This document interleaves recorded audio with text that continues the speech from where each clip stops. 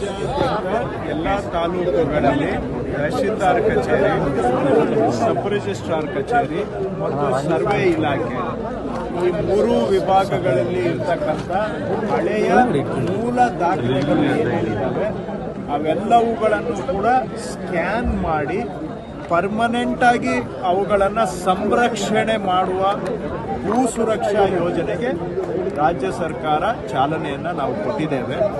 31 ತಾಲೂಕಿನಲ್ಲಿ ಈಗಾಗಲೇ ಕೆಲಸ ಮಾಡಿದ್ದೇವೆ. ಇನ್ನು ಬಾಕಿ ಇರುವ 209 ತಾಲೂಕಿನಲ್ಲೂ ಕೂಡ ಈ ವಾರದಿಂದ ಚಾಲನೆ ಆಗ್ತಾ ಇದೆ. ಹಳೆ ದಾಖಲೆಗಳು ಕಳೆದು ಹೋಗುವಂಥ ಪ್ರಕರಣದಿಂದ ರೈತರಿಗೆ ಮಾಲೀಕತ್ವವೇ ಕಳ್ಕೊಳ್ಳುವಂಥ ಪ್ರಸಂಗಗಳು ಬಂದಿದ್ದಾವೆ. ಇನ್ನು ಹಳೆ ದಾಖಲೆಗಳು ಶಿಥಿಲವಾಗಿ ಪುಡಿಯಾಗ್ತಾ ಇದ್ದಾವೆ. ಈಗ ನಾವು ಅವುಗಳನ್ನು ಸ್ಕ್ಯಾನ್ ಮಾಡಲಿಲ್ಲ ಅಂದರೆ ಪರ್ಮನೆಂಟ್ ಆಗಿ ಕಳೆದು ಹೋಗ್ತವೆ. ಅದರಿಂದಾನು ಜಮೀನಿನ ಮಾಲೀಕತ್ವಕ್ಕೆ ಗ್ಯಾರಂಟಿ ಇಲ್ದಂಗೆ ಆಗೋಗುತ್ತೆ. ಹಾಗೂ ಕೆಲವರು ಫೋರ್ಜರಿ ಮಾಡೋದು, ತಿದ್ದುವಂತಹದ್ದು, ಉದ್ದೇಶಪೂರ್ವಕವಾಗಿ ಕಳೆದಾಕೋದು, ರೆಕಾರ್ಡ್ಗಳನ್ನು ಎತ್ತಿ ಇಡೋದು, ಇವೆಲ್ಲ ಸಮಸ್ಯೆಗಳು ಆಗ್ತಾ ಇದೆ. ಜೊತೆಗೆ ರೈತರು ಕೂಡ ದಾಖಲೆಗಳನ್ನು ಪಡ್ಕೊಳ್ಳೋದೇ ಒಂದು ಸಾಹಸದ ಕೆಲಸ ಆಗ್ಬಿಟ್ಟಿದೆ ರೆಕಾರ್ಡ್ ರೂಮಲ್ಲಿ ಅಂತ ಹೇಳ್ತಾ ಇದ್ದಾರೆ. ಇವೆಲ್ಲ ಸಮಸ್ಯೆಗಳನ್ನು ಮನಗಂಡು ಇದಕ್ಕೆ ಪರಿಹಾರ ಕೊಡಬೇಕು. ಹಳೆ ದಾಖಲೆಗಳು ಶಾಶ್ವತವಾಗಿ ಉಳಿಬೇಕು ಮತ್ತು ಸಲೀಸಾಗಿ ರೈತರಿಗೆ ಸಿಗಬೇಕು. ಫೋರ್ಜರಿ ಕಳೆದೋಗೋದಕ್ಕೆ ಒಂದು ವಿರಾಮ ಆಡಬೇಕು ಅಂತೇಳಿ ಭೂ ಸುರಕ್ಷಾ ಯೋಜನೆಯಲ್ಲಿ ಇವೆಲ್ಲವುಗಳನ್ನು ಸ್ಕ್ಯಾನ್ ಮಾಡಿ ಆನ್ಲೈನಲ್ಲೇ ನಾವು ನೇರವಾಗಿ ಜನನೇ ಹುಡ್ಕೋಬಹುದು ಆ ದಾಖಲೆಗಳನ್ನು. ಆ ರೀತಿಯಾಗಿ ಜನಗಳಿಗೆ ತಲುಪಿಸುವಂತ ಕೆಲಸ ಮಾಡ್ತಾ ಇರೋದು ಜಮೀನಿನ ಮಾಲೀಕತ್ವಕ್ಕೆ ಒಂದು ಗ್ಯಾರಂಟಿ ಕೊಟ್ಟ ಹಾಗೆ. ಇಲ್ಲ ಅಂತ ಹೇಳಿದ್ರೆ ಜಮೀನು ಇದ್ರೂ ಕೂಡ ಮೂಲ ದಾಖಲೆಗಳು ಸಿಗಲಿಲ್ಲ, ಮೂಲ ದಾಖಲೆಗಳು ಹಾಳಾಗಿದ್ದಾವೆ ಅಂತ ಹೇಳಿದ್ರೆ ಜಮೀನಿನ ಮಾಲೀಕತ್ವಕ್ಕೆ ಗ್ಯಾರಂಟಿ ಇಲ್ದಂಗೆ ಆಗುತ್ತೆ. ಹಾಗಾಗಿ ರೈತರ ಜಮೀನಿನ ಮಾಲೀಕತ್ವಕ್ಕೂ ಒಂದು ಗ್ಯಾರಂಟಿ ಕೊಡಬೇಕು ಅಂತೇಳಿ ಹಳೆ ದಾಖಲೆಗಳನ್ನು ಸಂರಕ್ಷಣೆ ಮಾಡಿ ಸ್ಕ್ಯಾನ್ ಮಾಡಿ ನೇರವಾಗಿ ಜನಗಳಿಗೆ ತಲುಪಿಸುವಂತ ಭೂ ಸುರಕ್ಷಾ ಯೋಜನೆಯನ್ನ ನಾವು ಮಾಡ್ತಾ ಇದ್ದೇವೆ.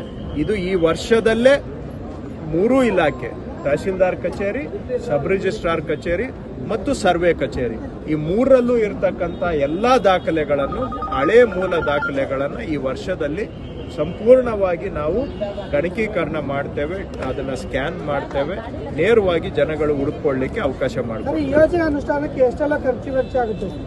ಸುಮಾರು ಏನಿಲ್ಲ ಅಂತ ಹೇಳಿದ್ರು ಇದು 3 ಇಲಾಖೆಗಳು ಮಾಡಬೇಕಾದ್ರೆ ಸುಮಾರು 100 ರಿಂದ 150 ಕೋಟಿ ರೂಪಾಯಿವರೆಗೂ ಕೂಡ ಖರ್ಚಾಗುತ್ತೆ. ಇದನ್ನ ಕೇಂದ್ರ ಸರ್ಕಾರದ ಅನುದಾನ, ರಾಜ್ಯ ಸರ್ಕಾರದ ಅನುದಾನ ಎರಡರಲ್ಲೂ ಸೇರಿಸಿಕೊಂಡು ನಾವು ಈ ಕಾರ್ಯಕ್ರಮವನ್ನು ಮಾಡ್ತಾ ಇದ್ದೇವೆ.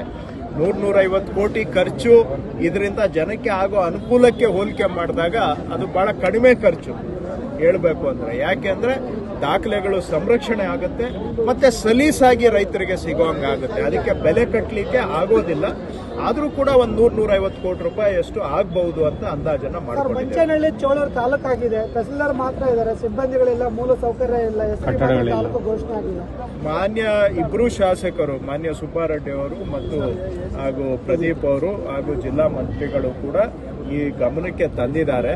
ಈಗ ಅವ್ರು ಹೇಳಿದ ಮೇಲೆ ಕೆಲವು ಸಿಬ್ಬಂದಿಯನ್ನ ಈಗ ಒದಗಿಸಿಕೊಟ್ಟಿದ್ದೇವೆ ಮತ್ತು ಅಲ್ಲಿಗೆ ಕಟ್ಟಡ ಆಗಬೇಕು ಅಂತ ಕೇಳಿದ್ದಾರೆ. ಈ ವರ್ಷದಲ್ಲಿ ಚೇಳೂರಿಗೆ ಕಟ್ಟಡವನ್ನು ಮಂಜೂರು ಮಾಡ್ತೇವೆ. ಮುಂದಿನ ವರ್ಷದಲ್ಲಿ ಮಂಚೇನಹಳ್ಳಿಗೂ ಕೂಡ ಕಟ್ಟಡವನ್ನು ಮಂಜೂರು ಮಾಡ್ತೇವೆ. ಅದರ ಜೊತೆಗೆ ಸಿಬ್ಬಂದಿಯನ್ನು ಕೂಡ ಒದಗಿಸಿಕೊಡುವಂತ ಕೆಲಸ ಆರಂಭ ಮಾಡಿದ್ದೇವೆ. ಸ್ವಲ್ಪ ಸಿಬ್ಬಂದಿಯನ್ನ ಒದಗಿಸಿಕೊಟ್ಟಿದ್ದೇವೆ, ಬಾಕಿಯವರನ್ನು ಕೂಡ ಒದಗಿಸಿಕೊಡುವಂತ ಕೆಲಸ ಮಾಡ್ತೇವೆ. HDK ಅವರು 60% ಆರೋಪ ಮಾಡಿದಾರಲ್ಲ ಸರ್, ಅವರು ಬಹುಶಃ ಈಗ ಬೇಸತ್ತಿದ್ದಾರೆ. ಯಾಕೆಂದ್ರೆ ಮೊನ್ನೆ ಉಪಚುನಾವಣೆಗಳಲ್ಲಿ ಅವರು ಬಿಜೆಪಿ ಜೊತೆಗೆ ಅಲಯನ್ಸ್ ಮಾಡಿಕೊಂಡು ಕೂಡ ಚನ್ನಪಟ್ಟಣದಲ್ಲಿ ಹೋದ ಬಾರಿ ಏನು ವೋಟ್ ತಗೊಂಡಿದ್ರು ಅದಕ್ಕಿಂತ 12,000 ಕಮ್ಮಿ ಆಗಿದೆ. ಸೊ ಬಿಜೆಪಿನವರೇ ಅವರಿಗೆ ಧೋಖಾ ಮಾಡಿದ್ದಾರೆ. ಇವರಿಂದ ಪಾರ್ಲಿಮೆಂಟ್ ಎಲೆಕ್ಷನ್ ಅಲ್ಲಿ ಬಿಜೆಪಿಗೆ ಏನೆಲ್ಲ ವೋಟ್ ಹಾಕ್ಸ್ಕೋಬೇಕೋ ಹಾಕ್ಸ್ಕೊಂಡ್ರು. ಬಿಜೆಪಿಯವರು ಪಾರ್ಲಿಮೆಂಟ್ ಸೀಟುಗಳು ಗೆದ್ಕೊಂಡ್ರು. ಆದರೆ ಸ್ವಂತ ಕುಮಾರಸ್ವಾಮಿ ಅವರ ಮಗ ಅಲ್ಲಿ ಚುನಾವಣೆಗೆ ನಿಂತಾಗ ದಳ ವರ್ಸಸ್ ಬಿಜೆಪಿ ಆದಾಗ ದಳಕ್ಕೆ ಎಷ್ಟು ವೋಟ್ ಬಂದಿತ್ತು, ದಳ ಬಿಜೆಪಿ ಇಬ್ರು ಕೂಡಿದ್ರು ಕೂಡ ಅದಕ್ಕಿಂತ 12,000 ವೋಟ್ ಕಮ್ಮಿ ಆಗಿದೆ. ಅಂದ್ರೆ ಅಲ್ಲಿಗೆ ಬಿಜೆಪಿ ಓಟು ಎಲ್ಲಿಗೋಯ್ತು? ಆದ್ರಿಂದ ಪಾಪ ಕುಮಾರಸ್ವಾಮಿ ಅವರು ಫ್ರಸ್ಟ್ರೇಟ್ ಆಗಿ ಆ ಸಿಟ್ಟು ಅವ್ರ ಮೇಲೆ ತೋರಿಸ್ಕೊಳಕ್ಕಾಗಲ್ಲ, ಅದನ್ನ ಯಾವ್ದ್ಯಾವ್ದೋ ಬೇರೆಯವರ ಮೇಲೆ ಹಿಟ್ ಅಂಡ್ ರನ್ ಆರೋಪಗಳನ್ನ ಮಾಡ್ತಾ ಇದ್ದಾರೆ. ಅವರು ಎಲ್ಲ ಇದೆಯಲ್ಲ CBI, ED ಅವೆಲ್ಲ ಚೂ ಬಿಟ್ಟು ಮಾಡಿಸ್ತಾ ಇದಾರಲ್ಲ, ಮಾಡಿಸ್ಲಿ, ನಾವು ಅದನ್ನೆಲ್ಲ ಫೇಸ್ ಮಾಡ್ತೇವೆ. ನೋಡಿ, ಅದೆಲ್ಲ ಅವರವರ ವೈಯಕ್ತಿಕ ವಿಷಯಗಳು, ಅವರವರು ಪ್ರತಿಯೊಬ್ಬರಿಗೂ ಅಧಿಕಾರದ ಆಸೆ ಇರುತ್ತೆ. ಅದು ಇವತ್ತು ಸಾರ್ವಜನಿಕವಾಗಿ ಅದು ಮುಖ್ಯ ಅಲ್ಲ, ಅದು ವೈಯಕ್ತಿಕ ವಿಚಾರ ಆಗುತ್ತೆ. ಸಾರ್ವಜನಿಕವಾಗಿ ಮುಖ್ಯವಾಗಿರುವಂಥ ವಿಷಯ ಜನಗಳ ಸಮಸ್ಯೆ. ಜನಗಳ ಸಮಸ್ಯೆ ಕಡೆಗೆ ನಾವು ಗಮನ ಕೊಡಬೇಕು, ನೀವು ಗಮನ ಕೊಡಬೇಕು. ಅದು ಪ್ರಯಾರಿಟಿ ಆಗಬೇಕು. ಚರ್ಚೆ ವಿಷಯ ಯಾವುದು? ಜನಗಳ ಸಮಸ್ಯೆ ಚರ್ಚಾ ವಿಷಯ ಆಗಬೇಕು.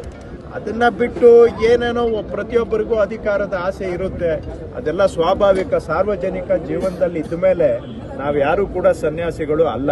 ಪ್ರತಿಯೊಬ್ಬರಿಗೂ ಈ ಒಂದು ಅಧಿಕಾರ ಸಿಕ್ಕಿದ್ರೆ ಇನ್ನೊಂದು ಬೇಕು ಅಂತ ಅನಿಸುತ್ತೆ. ಇದೆಲ್ಲ ಸ್ವಾಭಾವಿಕ.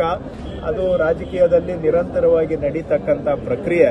ಆದರೆ ಚರ್ಚೆ ಮಾಡುವಾಗ ನಾವು ಜನಗಳ ಸಮಸ್ಯೆ ಕಡೆಗೆ ಹೆಚ್ಚಿನ ಗಮನ ಕೊಟ್ಟರೆ ಒಳ್ಳೆಯದು ಅಂತ ನಿಮ್ಮಲ್ಲಿ ಮನವಿ. ಗ್ಯಾರಂಟಿ ನ್ಯೂಸ್, ಸುದ್ದಿ ಖಚಿತ, ನ್ಯಾಯ ನಿಶ್ಚಿತ.